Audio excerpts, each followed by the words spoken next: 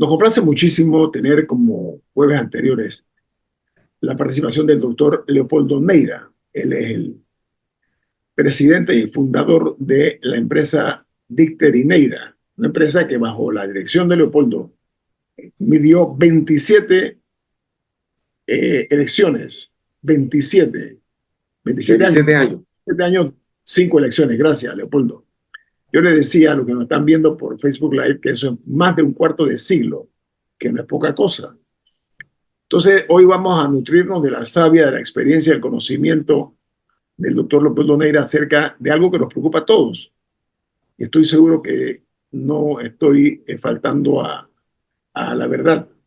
Todos los panameños que llevemos en la sangre un sentimiento de amor a este país, debemos estar preocupados con esta elección tan atípica que estamos viviendo. Doctor Neira, yo ayer estuve y antier, y es un hecho público, se habla de la fórmula que han buscado muchas empresas, muchos negocios en este país, de hacer simulacros de votación. Yo experimenté uno, no puedo decir dónde, que fue una réplica exacta de lo que va a pasar ese día. Eh, Papeleta. la papeleta, O igualita. boleta, porque según el tribunal lo correcto es boleta, pero creo que nadie le dice así. Vamos a complacer al tribunal. La boleta, idéntica, todo, exceptuando el desorden que se formó, ustedes saben, ¿no? De los números y tal y cual. Era exactamente una experiencia parecida a la que vamos a tener el 5 de mayo próximo. Doctor Neira, este ejercicio, me gustaría conocer su opinión. Primero, que creo que es un acto de franqueza de cara a la votación, porque no tienes por qué engañarte, ¿no? Ni engañar a los que están ahí. Sospecho yo que es así. Y hasta dónde no tiene rigor científico, por supuesto que no, pero sirve para uno tomarle la medida, el pulso a la realidad política de este momento, doctor Neira, o no es confiable este tipo de situaciones de estar midiendo en empresas, etcétera. Bueno, muchas gracias por permitirme abordar este tema. Yo creo que en términos generales es saludable que haya este tipo de simulacros, porque en el fondo lo que estimulan es el hecho de que este es un ejercicio democrático y favorece a que el día de mañana uno, en el acto del 5 de mayo, vaya a votar. Esta práctica, en programas anteriores yo he estado comentando, que lo hacen en Costa Rica a nivel de niños de primaria, que con una boleta también hacen el ejercicio de votar. Entonces, como ese ejercicio, yo sí creo que es muy positivo. Lo segundo que hay que destacar es que en el fondo lo más que uno puede hacer es presentar la boleta al elector. Y realmente en las elecciones es todo lo contrario. El elector tiene que concurrir y buscar la boleta.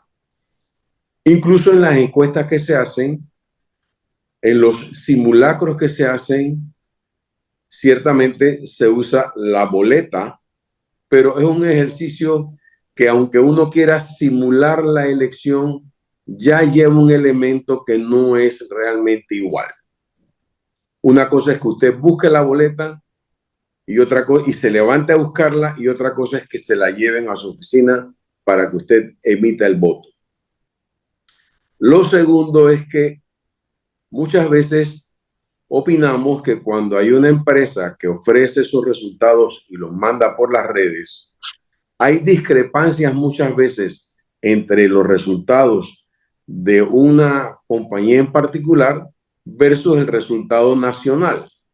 Y por supuesto que eso tiene una serie de circunstancias que ahora mismo, con mucho gusto, trato de descifrar. Lo primero es que en Panamá la mayoría de las personas trabajan en pequeñas, medianas, incluso microempresas.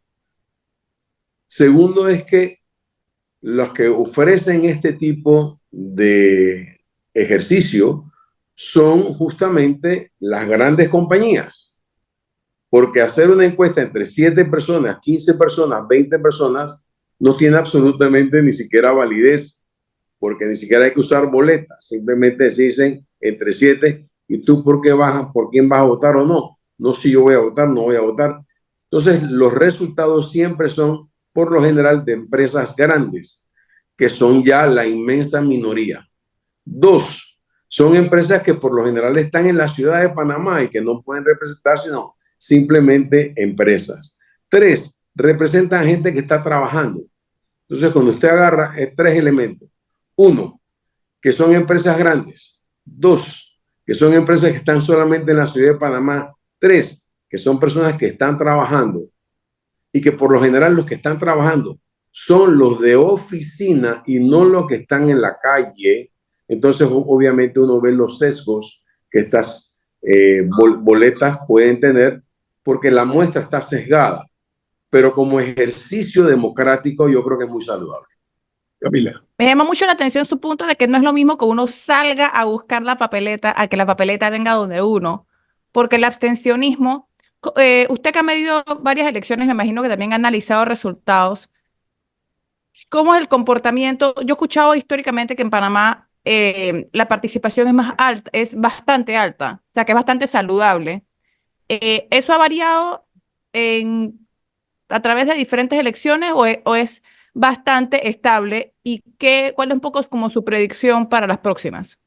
Ha Para sido estas. bastante, sí, gracias Camila, ha sido bastante estable, ha sido alrededor del 75%, que comparado con otras latitudes, por ejemplo, vayamos a los Estados Unidos, difícilmente llegan al 50%. Aquí en Panamá estamos por los 75%. Hay países, sin embargo, como el Perú, en donde el voto es obligatorio, pero en países como el nuestro, en donde uno va a votar por voluntad propia y que no hay ningún tipo el día de mañana de sanción, el 75% es bastante saludable. ¿Y por qué? ¿En algún momento se ha estudiado qué pasa con el otro 25%? O sea, ¿cuáles son las razones principales por las que no salen a votar? Porque al final eso es crucial. Por eso es que los partidos enfocan muchos recursos en la movilización el día de la elección para tratar de llevar ese público cautivo, el que me imagino tienen alguna inclinación de que va a votar a favor de ellos, para tratar de empujar un poco sus números. Pero se ha estudiado el resto de la gente, ¿por qué no va? Por lo general hay 2 grandes segmentos que no votan. El primer segmento que no vota, por lo general, son los jóvenes. Y los jóvenes no votan simplemente porque tal vez no están tan empapados en los temas políticos, tal vez porque los medios de comunicación que utilizan los jóvenes son muy distintos a los medios de comunicación tradicionales y porque están realmente un poco desconectados de lo político.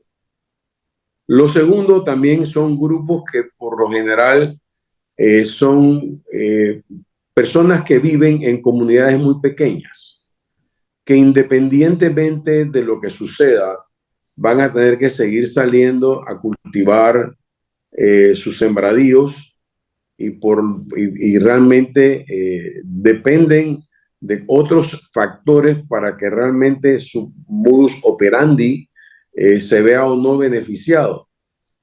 Mucha agua, poca agua, fertilizantes, etcétera. Son personas que tienen su entorno, que tienen su ecosistema y que la parte política simplemente no les interesa. Mira, aquí hay un factor. Pero le faltó contestarme una, y es que ¿cómo cree que va a ser la participación en esta elección? Por ejemplo, cuando son así, que hay incertidumbre, ¿eso lleva a más gente a votar? O sea, ¿se puede esperar una participación más alta o usted cree que va a ser igual o menor a las elecciones anteriores?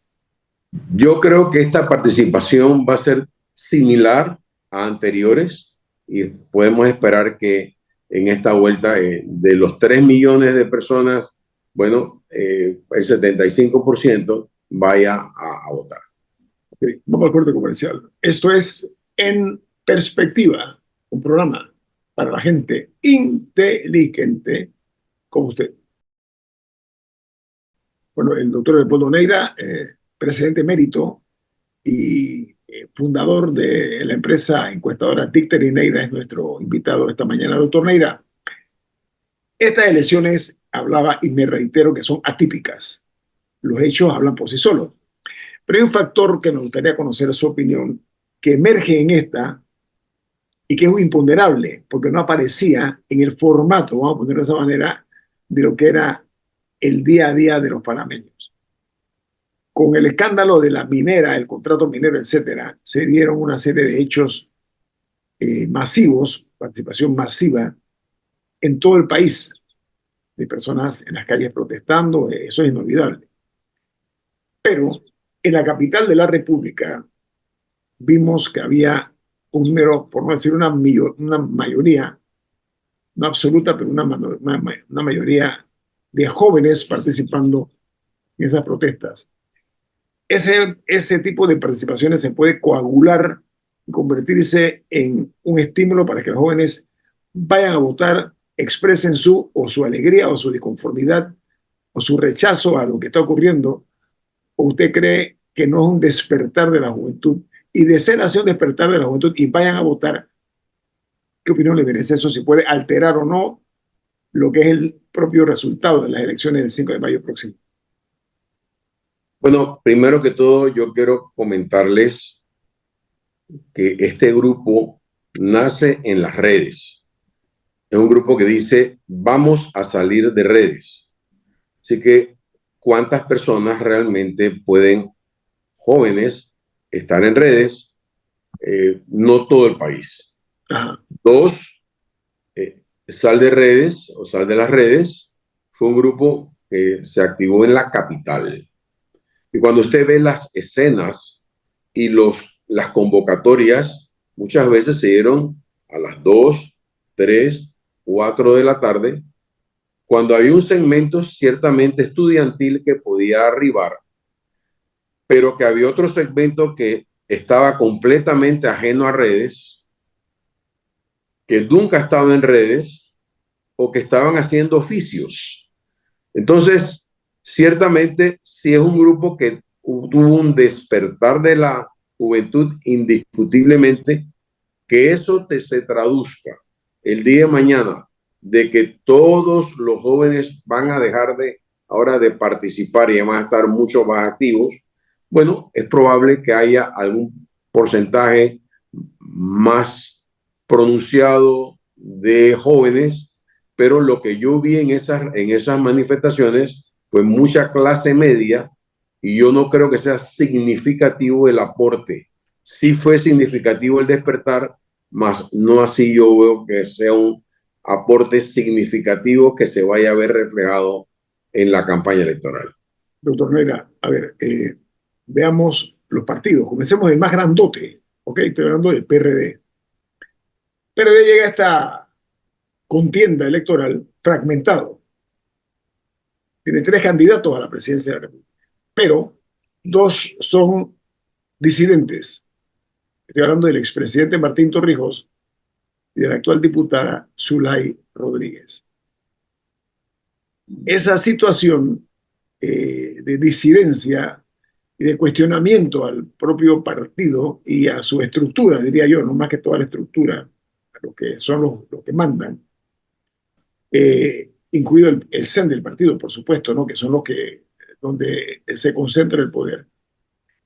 En este caminar hacia la elección presidencial de 2024, doctor, esa disidencia puede traducirse en arreglos, en alianzas con otros grupos. Me refiero que lo haga o Martín Torrijos o Zulay Rodríguez.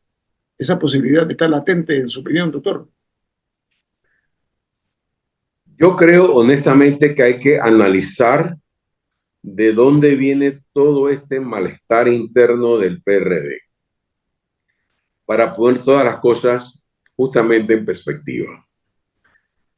En primera situación, yo me acuerdo perfectamente que las elecciones del 2019 fueron también el 5 de mayo y si mal no recuerdo, el 7 o el 8 de mayo yo estaba siendo entrevistado por este mismo programa. Y en ese programa yo decía 2 cosas importantes. Uno, que el PRD iba a tener una mayoría en la Asamblea, va a tener el Ejecutivo, iba a poder nombrar varios magistrados en la Corte Suprema de Justicia, y que esta concentración de poder tendría dos grandes corolarios. O lo iba a hacer muy bien porque no tenía que negociar su autoridad porque la tenía toda, o lo iba a hacer muy mal justamente por tener tanta autoridad. Si a eso agregamos que hubo un ejecutivo poco presente y sin embargo esa no presencia del ejecutivo lo que incendió fue una llamarada en la asamblea, y que ese ejecutivo pasó gran parte de su caudal político al vicepresidente, que era un vicepresidente que tal vez tenía relativamente poca trayectoria dentro del PRD, eso suscita que tengamos a dos candidatos que realmente son los rebeldes del PRD. Yo creo que estos dos candidatos, tal vez uno de ellos, Martín Torrijos, que marca claramente por encima de las encuestas del señor Gabriel Carrizo, va a tener mucha legitimidad diciéndole al partido que hubo grandes errores internos que se cometieron. Y esos grandes errores que se cometieron, obviamente que van a señalar al CEN del partido, porque ya al presidente no lo van a señalar. Entonces, va a haber una crisis que se puede visualizar en donde el CEN tiene dos alternativas. O apuesta todo a ganador al señor José Gabriel Carrizo, por una parte, o realmente trata de hacer alianza con el que esté gobernando, independientemente de quién sea. Y si va a ser con el futuro gobernante. Con el futuro gobernante. Si es con Martín Torrijos porque gana, entonces tal vez la crisis se convierte más bien en una negociación interna, una reconciliación que hacen entre los dos grupos, porque ciertamente si ganase Martín Torrijos a través del Partido Popular, no va a tener la fuerza que sí va a tener la Asamblea con el PRD. A ver, pero doctor, hay otro factor.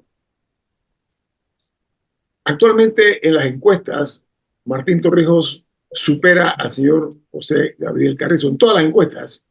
Es correcto. Eso no es casual. Pero ¿qué ocurre, doctor Neira, si Martín Torrijos supera en votos el día de la elección al señor José Gabriel Carrizo? ¿Cuál podría ser el escenario, en su opinión? Bueno, eso produciría ciertamente una crisis interna. Lo que significa es que los miembros del PRD se decantaron más por la rebeldía que por el oficialismo. Y esa situación, a no ser que pase algo en esta última semana, es la que vaticinan todas las encuestas. Entonces, el CEN del PRD, yo me imagino que tiene dos alternativas. Una es decir, bueno, voy a, como dijo el presidente, me las voy a rifar con José Gabriel Carrizo sin ninguna alianza, que yo creo que es un poco suicida hacerlo. Y la otra es decir, bueno, voy a ver cuántos diputados realmente tengo y con ese as en la manga, si me quiero sostener y evitar una crisis y tener la cuota de poder que va a perder de no ganar el PRD, entonces jugar con esa cuota de poder que le da la Asamblea con un ejecutivo que se va a encontrar con una Asamblea completamente pulverizada y que más fácil es negociar con el PRD, que va a tener por lo menos 15 a 20 diputados, que ir a otros partidos más pequeños y hacer ese mismo ejercicio con partidos más pequeños. Hablando de ese ejercicio, hay muchas opiniones que presagian la posibilidad que ante la posible derrota del candidato del PRD, el CEN del partido se dice, no tengo pruebas, que está tratando de negociar una alianza con el señor José Raúl Mulino. ¿Qué le parece ese tipo de posibilidad, doctor Neira? Yo creo que el CEN no debe descartar ningún tipo de posibilidad. Y yo me imagino que el CEN estará atento y es lógico que quiera hacerlo con el que va primero en las encuestas, pero a mí no me extrañaría que también quisiera hacerlo y te tengo una estrategia con el propio Martín Torrijos, que como ya mencioné, sería más una negociación y lo mismo, y una conciliación a la vez, y lo mismo haría seguramente con Cambio Democrático y la figura de Rómulo Rux. Tal vez le resultaría un poco más difícil hacerlo con el señor Lombana.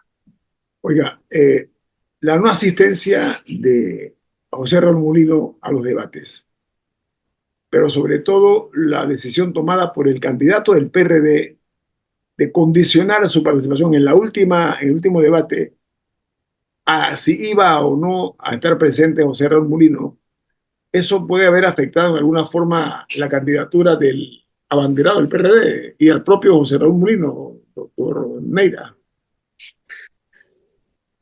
Yo creo que a todos nos tomó un poco por sorpresa el que se haya ausentado cuando era la última de las medidas para él poder ofrecerle al país una serie de posiciones políticas.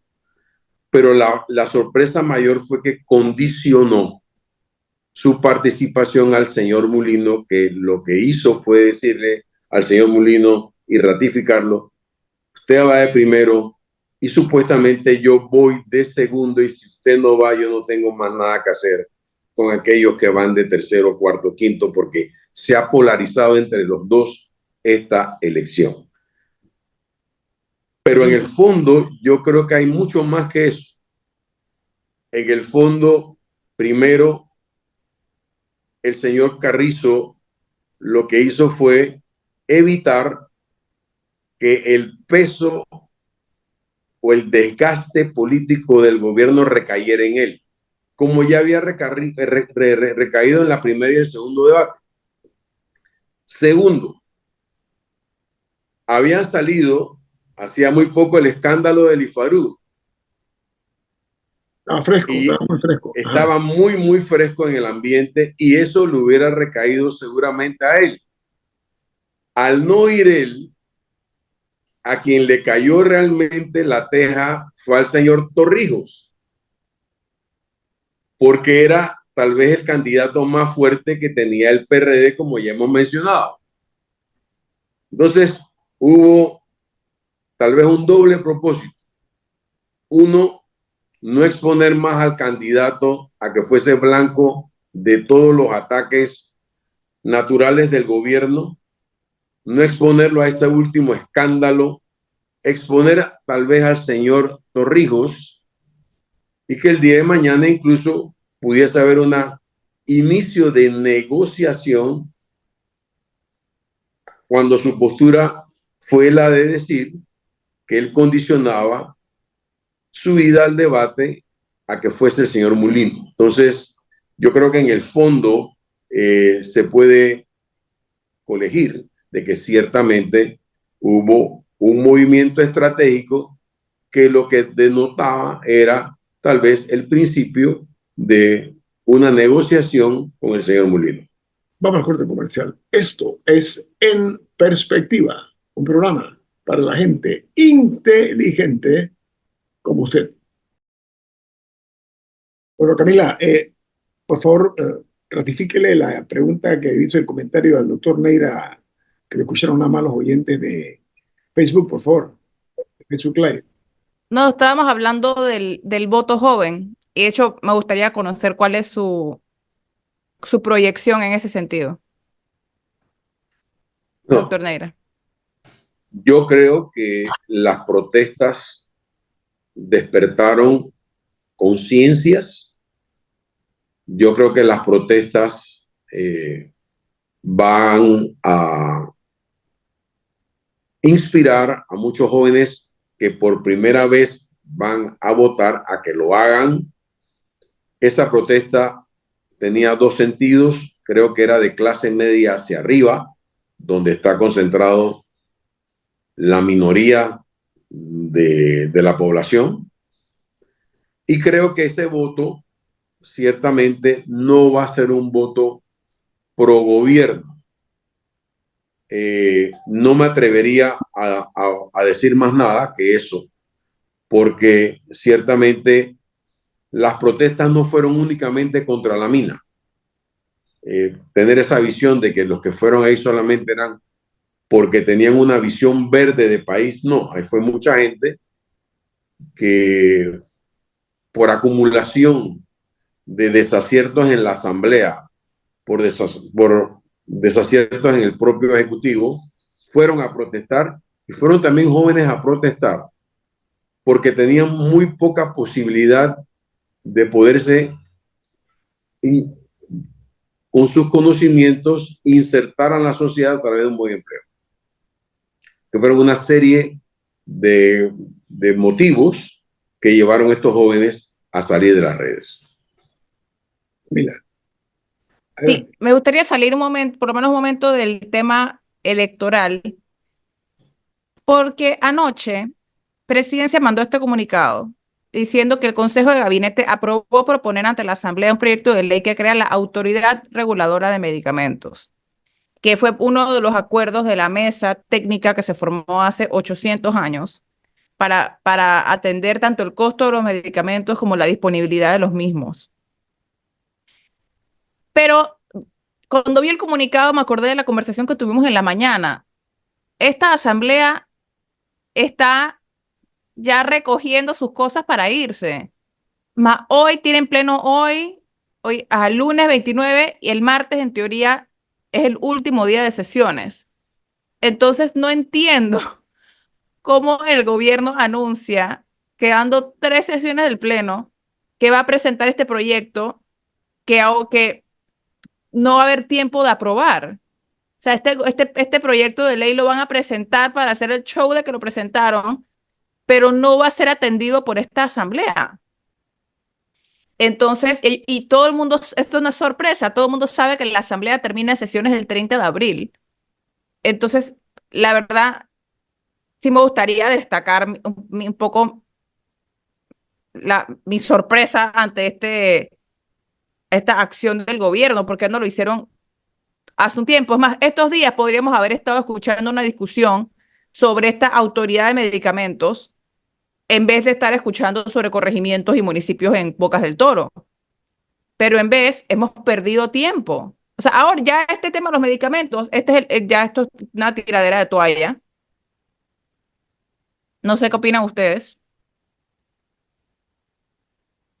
Me parece a mí un desacierto. Me parece un acto rebuscado. No sé si me explico, ¿no?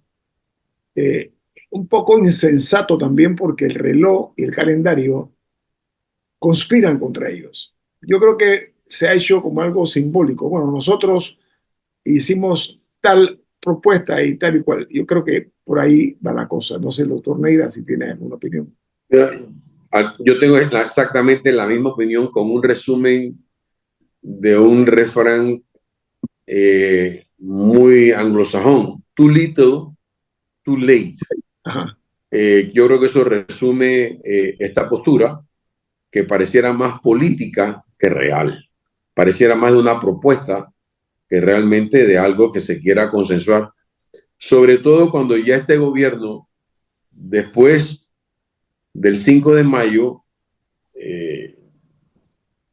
ya está en la plena despedida que realmente ha sido muy anticipada, porque el Ejecutivo ha estado muy ausente. Si nosotros queremos buscar las razones de lo que está pasando en la Asamblea, de lo que está pasando en el judicial, de lo que está pasando en las elecciones, todas emanan de un principio, y es que el PRD tuvo una enorme oportunidad porque tenía todo el poder del mundo, y este poder, el Ejecutivo, por razones que la historia eventualmente lo juzgará, actuó de una manera en la cual dejó que la asamblea asumiera el rol que ellos fueron dejando y asignó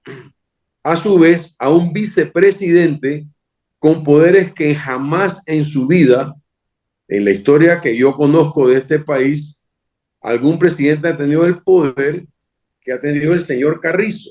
Un vicepresidente.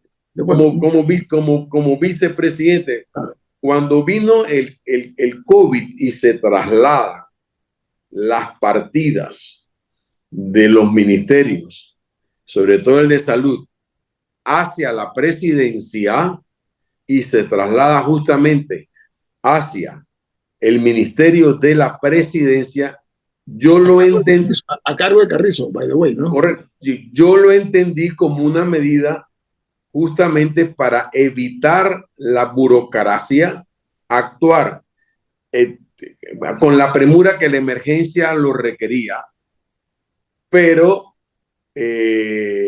creo que la imagen del actual vicepresidente está todavía muy impresa en los panameños, cuando la primera impresión que se tuvo antes de cumplir el año fue la compra de los respiradores. Y esa compra de los respiradores, que dicho sea de paso, fue desmentida. Los precios que costaban por el señor Mayer Mirashi, que ahora está corriendo para alcalde, fíjense el impacto que ha tenido en la elección, en haber desgastado muchísimo al gobierno, y por otro lado haber lanzado la figura del señor Mirashi a tal nivel que hoy está corriendo para un cargo tan importante como es la alcaldía de Panamá. El segundo más importante. Doctor Neira, me quedan 2 minutos escasamente. Una pregunta directa, una respuesta igualmente directa. En política, esta etapa que estamos viviendo es lo que se llama, en lenguaje grueso, espeso, que llegó la hora de los errores que se pagan y la hora de las traiciones, la hora en que migran muchos de un grupo que creen que está perdidoso a otro que cree que tiene posibilidades. ¿Usted la ve en esta ocasión que se repita la historia, doctor? Yo la veo muy claramente. Yo creo que el simple hecho de que el señor Torrijos esté muy por encima del electorado que puede estar reservado para el señor Carrizo habla volúmenes sobre esta situación. Y lo que le he preguntado acerca de el momento de las traiciones siempre se ha dado en política. Bueno, a mí no me extrañaría si habría una serie de diputados en este momento del PRD que le están diciendo a su membresía, ok, vota en plancha, pero te dejo en completa libertad para que tú votes por quien tú quieras para la presidencia de la República. Esa ha sido la idiosincrasia en los últimos años, doctor. Mira, vota por mí, no importa, vota por presidente por quien tú quieras, pero dame el voto a mí. Eso es cierto, ¿eh? Es correcto. Hay dicho que a confesión de parte, relevo de prueba, aquí mucha gente lo ha dicho. Y un hecho sabido. Doctor Neira, siempre es un placer escuchar sus comentarios, sus aportes. Estos son aportes que hacemos en aras de consolidar una democracia que, si bien es cierto, es joven, es la piedra angular de todos nosotros de cara al futuro de esta nación. Gracias, doctor Neira. Muy amable, que tenga usted un excelente día. Un placer estar con ustedes siempre. Antes de despedir el programa, quiero hacer un anuncio que me parece importante, ¿no? Y es que hoy se va a inaugurar la extensión de la línea 1 del metro en el área de Panamá hasta Villa Zaita. Esto es en Panamá Norte. Esto va a ayudar a movilizar miles de panameños en un tramo de 2.3 kilómetros Se habla de unas 40.000 personas que podrían movilizarse diariamente, y esto es una noticia positiva en este mar de noticias negativas. Así que congratulaciones al Metro de Panamá que ha materializado esto en este momento. Bueno, Camila, ¿quién despide en perspectiva? Porque ya viene Lorena Castillo, ¿ok? Con su programa Altavoz. ¿Quién No, y con despide? una entrevista muy importante en su programa Altavoz, así que no se lo pierdan. Dígalo, dígalo, dígalo, ¿quién es? El magistrado Eduardo Valdés Escoferi, Mm, no se lo pierdan. magistrado del Tribunal Electoral. Así que Lorena Castillo hoy se pone su turno al bate por los altos de la política, los análisis.